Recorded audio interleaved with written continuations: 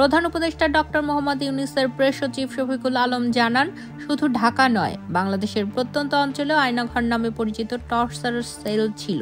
তিনি বলেন, এই সব আয়নাঘর খুঁজে বের করা হবে এবং দেশের সব জায়গা থেকে এগুলো শনাক্ত করার কাজ চলছে। আজ বুধবার দুপুরে রাজধানীর ফরেন সার্ভিস একাডেমি মিলনায়তনে এক ব্রিফিংয়ে শফিকুল আলম বলেন, বাংলাদেশে যত আয়নাঘর আছে সব খুঁজে বের করা হবে। এটা ঢাকার মধ্যে সীমাবদ্ধ ছিল না, প্রত্যন্ত অঞ্চলেও ছিল। প্রধান উপদেষ্টা ডক্টর মোহাম্মদ ইউনূসের আগে ঢাকায় 3টি আয়নাঘর পরিদর্শন শেষে জানান, এরকম টর্চার সেল সারা বাংলাদেশ জুড়ে আছে।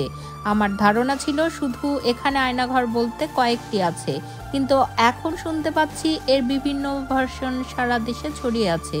কেউ বলে 700, কেউ বলে 800। তিনি আরো বলেন, এই ঘটনা বাংলাদেশের আইয়ামে জাহেলিয়াত এর একটি উদাহরণ, যা বিগত সরকার প্রতিষ্ঠা করেছিল। তিনি বিষয়টি নিয়ে উদ্বেগ প্রকাশ করেন এবং দ্রুত এসব সেলের সংখ্যা নিরূপণ করার আহ্বান জানান।